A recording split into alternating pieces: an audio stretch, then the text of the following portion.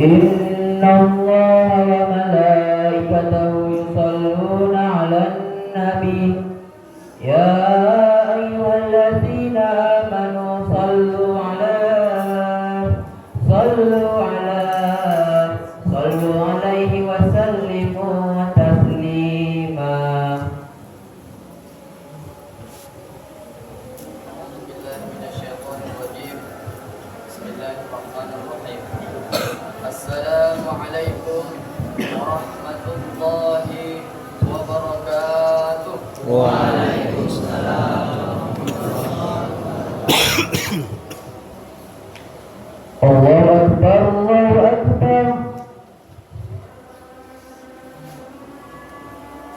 Allahu Akbar,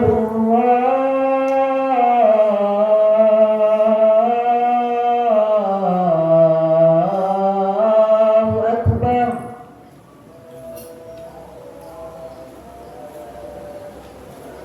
Asyhadu an la ilaha illallah.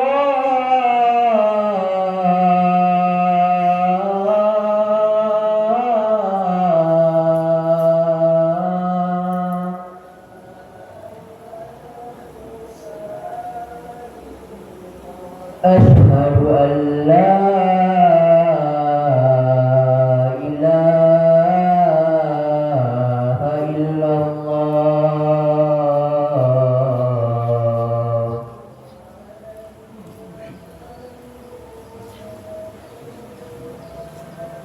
Asyhadu anna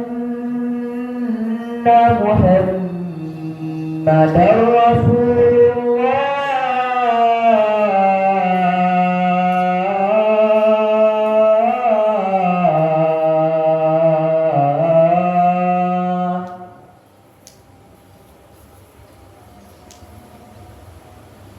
Asyhadu anna Muhammadar Rasulullah.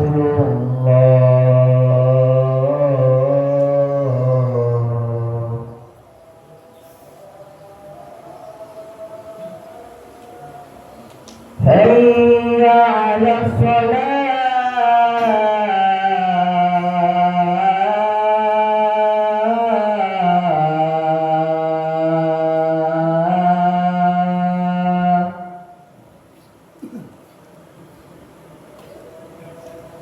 Hayya 'alas salah.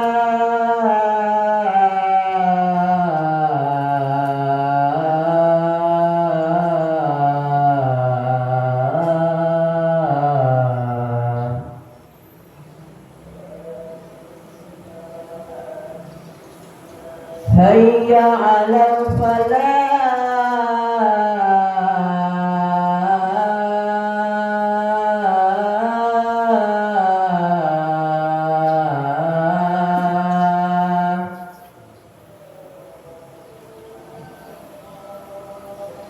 Hayya 'alal falah.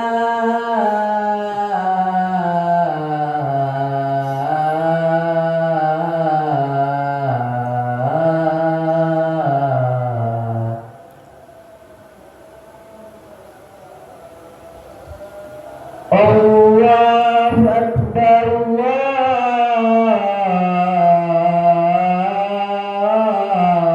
Allahu Akbar. La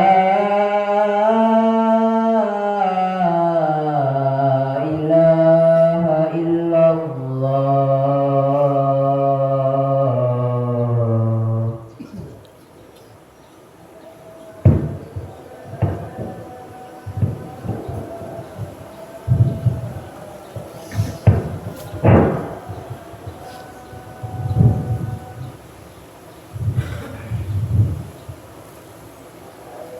Alhamdulillah, alhamdulillah Rabbil Alamin. Nahmaduhu wa nasta'inuhu wa nastaghfiruh wa na'udzu billahi min shururi anfusina wa min sayyiati a'malina. Man yahdihillahu fala mudilla lahu wa man yudlil fala hadiya lahu.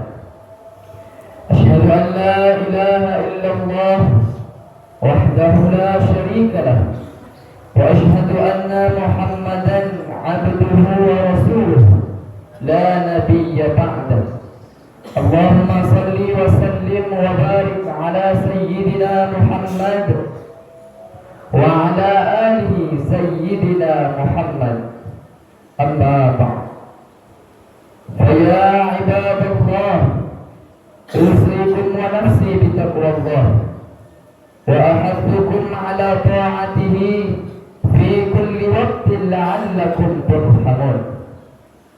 قال الله تعالى في كتابه الكريم أعوذ بالله من الشيطان الرجيم بسم الله الرحمن الرحيم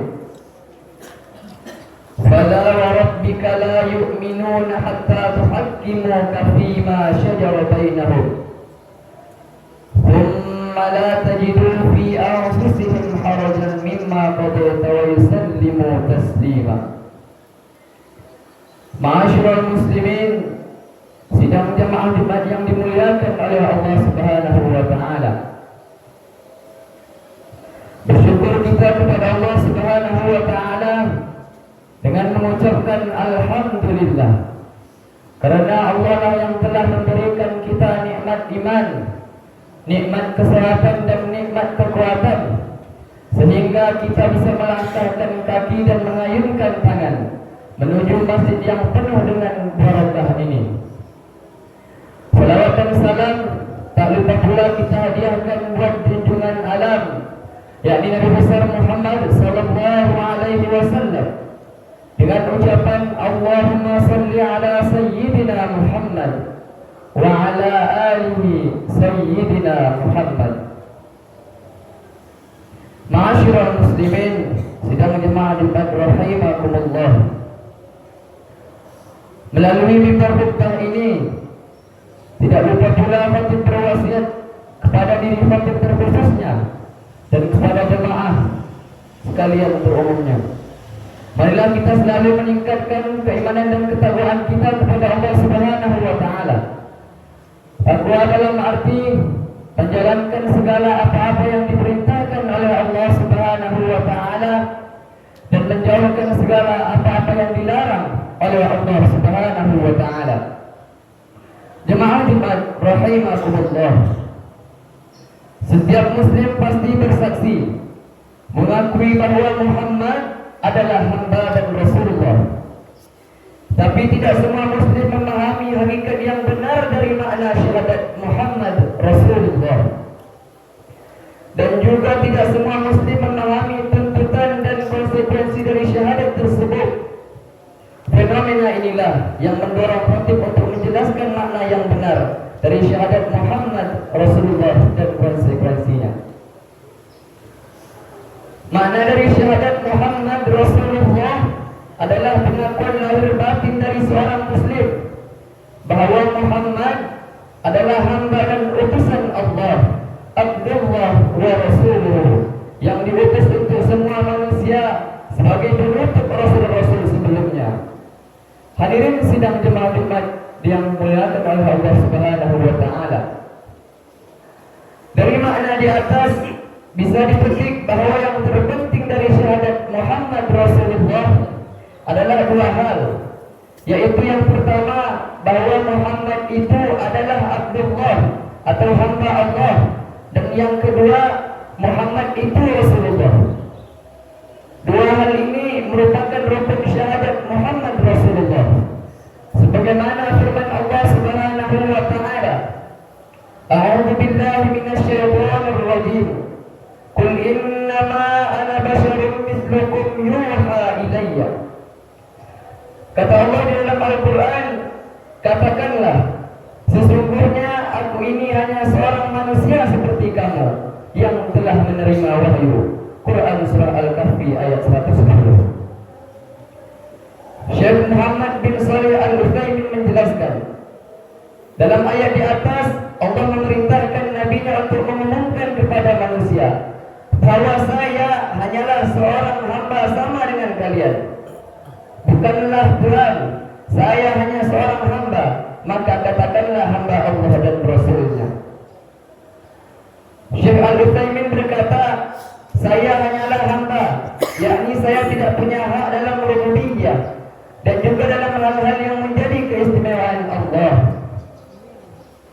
Hadirin yang dimuliakan oleh Allah, keyakinan bahwa Muhammad adalah hamba Allah menuntut kepada kita untuk menundukkan beliau di tempat yang semestinya, tidak melebih-lebihkan beliau dari derajat yang seharusnya, sebab beliau hanyalah seorang hamba yang tidak mungkin naik derajatnya menjadi Rabb.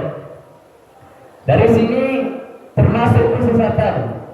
Jika ada yang beristighfar, memohon kepada Nabi untuk mendatangkan manfaat dan menolak mudarat, sebab hal itu adalah hak mutlak Allah sebagai Rabb. Qul inni la amliku lakum darran wala rasyada. Katakanlah, sesungguhnya aku tidak kuasa mendatangkan sesuatu kemudaratan pun dan tidak pula sesuatu kemanfaatan. Quran surah Al-Jin ayat 21. Kemudian syahadat Muhammad Rasulullah menuntut kita untuk mengimani risalah yang beliau sampaikan, beribadah dengan syariat yang beliau bawa, tidak mendustakan, tidak menolak apa yang beliau ucapkan maupun yang beliau lakukan. Jemaah Jumat rahimakumullah, seorang muslim yang beriman bahwa Muhammad adalah hamba dan rasul Allah dituntut untuk mewujudkan beberapa hal sebagai bukti kebenaran keimanannya.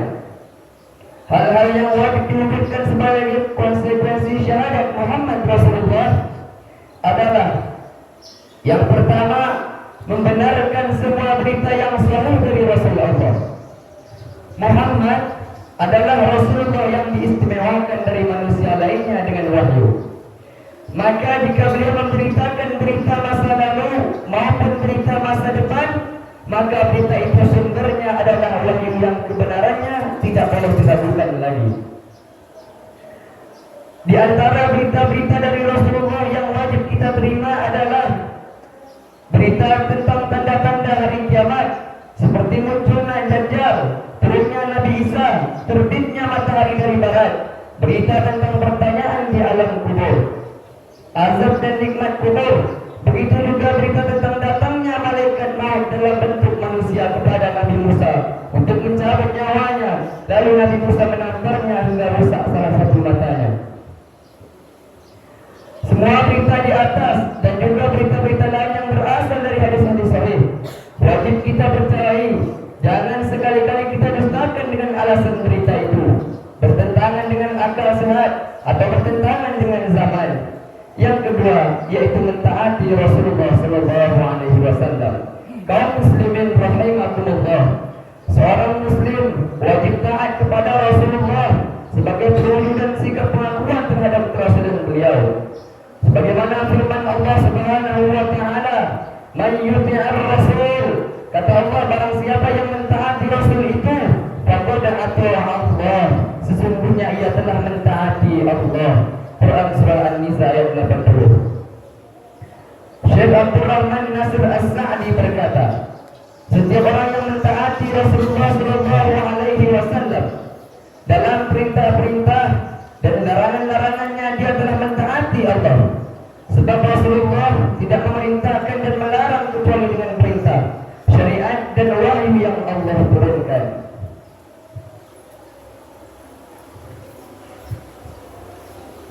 Kaum muslimin rahimakumullah, taat kepada Rasulullah SAW mempunyai dua sisi. Yang pertama, taat dalam perintah dengan menjalankan semua perintahnya. Di antara perintah beliau yang wajib kita taati adalah perintah mencuci tangan 3 kali sehabis bangun dari tidur, mengucapkan basmalah ketika makan dan minum dengan tangan kanan, salat berjamaah dan lain-lain. Kaum muslimin rahimakumullah, adapun yang kedua, sisi kedua dari mentaati Rasul adalah menjauhi larangan Rasulullah. Sebab yang dilarang Rasulullah juga otomatis dilarang oleh Allah Subhanahu wa taala.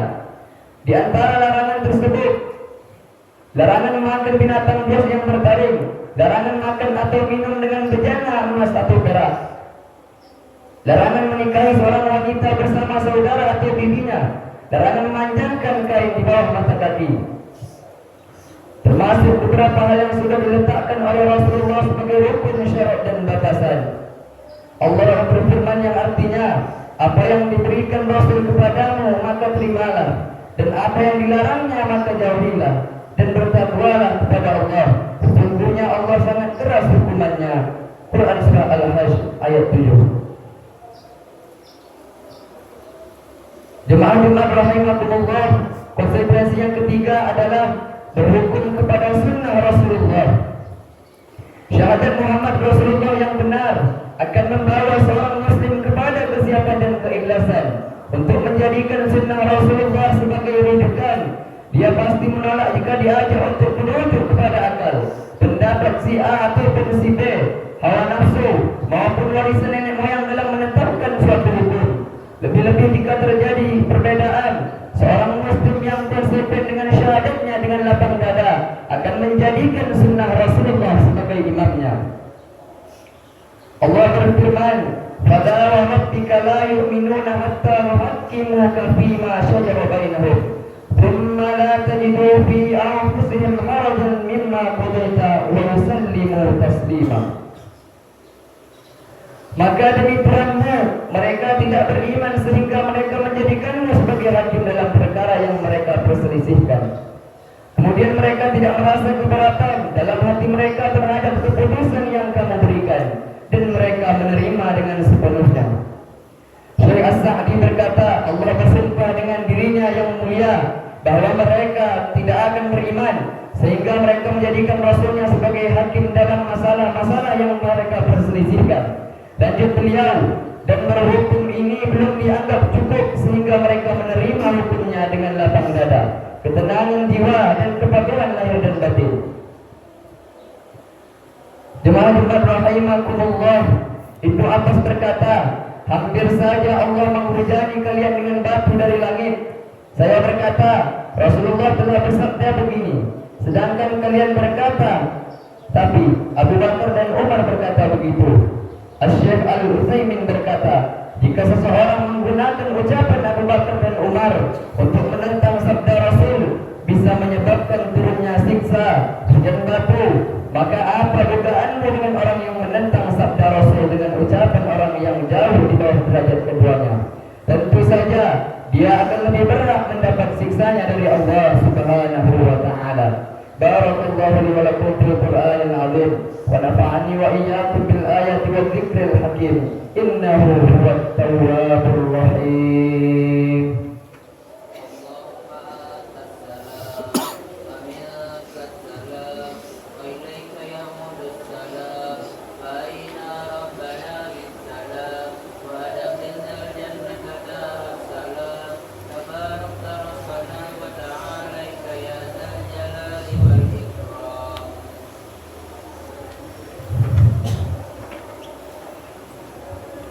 Alhamdulillah, nahmaduhu wa nasta'inuhu wa nastaghfiruh wa na'udzu billahi min shururi anfusina wa min sayyiati a'malina. Man yahdihillahu fala mudilla lahu wa man yudlil fala hadiya lahu.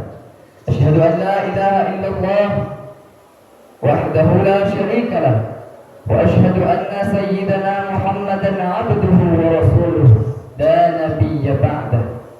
Allahumma salli wa sallim wa barik ala sayyidina Muhammad wa ala alihi wa ashabihi ajma'in. Amma ba'd. Faya ayyuhal muslimun, ittaqullaha haqqa tuqatih wa la tamutunna illa wa antum muslimun. Qala Allah Ta'ala fi kitabihil karim, a'udzu billahi minasy syaithanir rajim. Bismillahirrahmanirrahim. Inna Allaha wa malaikatahu yusalluna 'alan nabi. Ya ayyuhalladzina amanu sallu 'alaihi wa sallimu taslima. Allahumma salli 'ala sayyidina Muhammad wa 'ala ali sayyidina Muhammad kama sallaita 'ala sayyidina Ibrahim wa 'ala ali sayyidina Ibrahim. وبارك على سيدنا محمد وعلى آل سيدنا محمد كما باركت على سيدنا إبراهيم وعلى آل سيدنا إبراهيم في العالمين إنك حميد مجيد.